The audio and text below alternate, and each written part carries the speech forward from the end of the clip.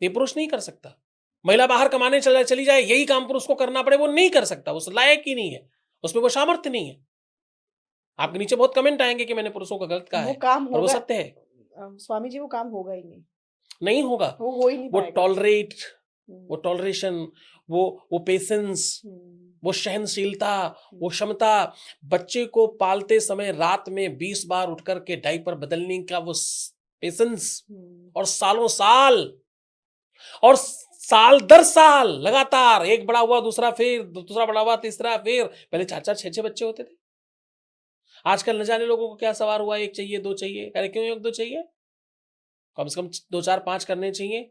कारण बहुत सारे रिश्ते समाप्त हो जाएंगे आने वाले समय में। मौसी, बुआ, चाची, ताऊ, ये सब समाप्त हो जाएंगे, और ढूंढने नहीं मिलेंगे। कई लोग तो कहते हैं इससे हिंदू धर्म भी खतरे में आ खतरे में जाएगा। होगा, बिल्कुल। कम से कम 3 माइनॉरिटी। बच्चे 4 बच्चे करने चाहिए हिंदुओं को। ये गलत लोगों ने हम दो हमारे दो, हम एक हमारे दो, हम दो हमारा एक, ये सब नाटक है। ऐसा नहीं करना चाहिए। आपको बेटा हो गया तो बेटी, रक्षाबंधन पे आपका बेटा कहाँ जाएगा? भाई दूज पे आपका बेटा कहाँ जाएगा? ठीक बात। तो रिश्ते तो सारे चाहिए ना हमको, बनाएगा कौन? बिल्कुल हम ही बनाएंगे। तो साहब मुझे लगता है बड़े सारे कुप्रचार हुए इस देश में, उन कुप्रचारों की वजह से ही इस देश का नुकसान हुआ है। देश की का ह्रास कुप्रचारों से हुआ है और किसी से नहीं हुआ। माता पिता की जिस तरीके से आपने भी बात करी, तो माता पिता की ऐसी कौन सी गलती है जो उसके बच्चे भुगतते हैं? सारी ही गलती माँ बाप के बच्चे भुगतते हैं।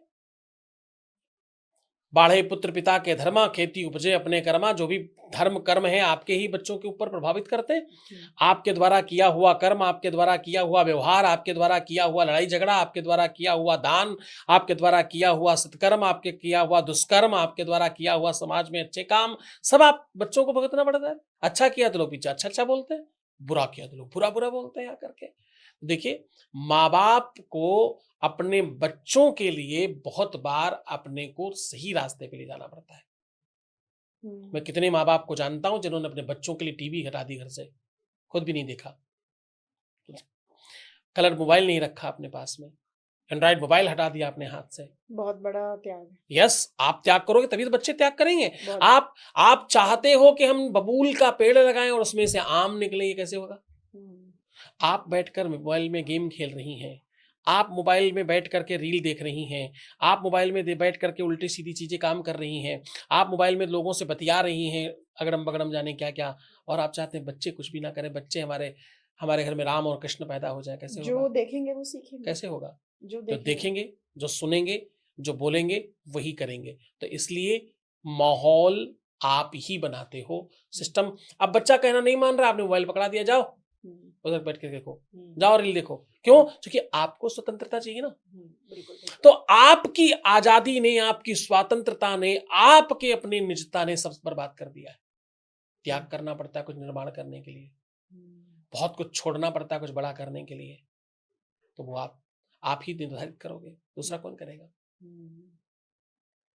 सेवा क्या होती है, धर्म क्या होता है, और कौन सी सेवा सबसे ज्यादा फलदायक होती है?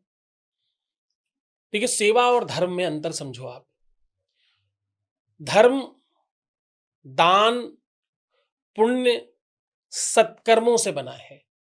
धर्म किससे बना है? दान, पुण्य, सत्कर्म से बना है। दान किसको करते हैं? श्रेष्ठ लोगों को।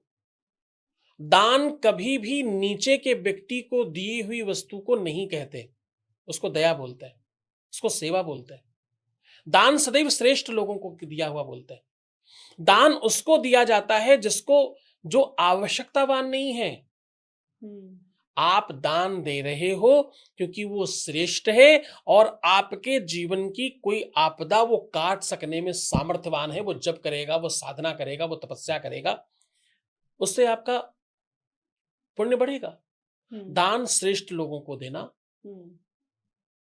सेवा और कृपा छोटे लोगों पे करना।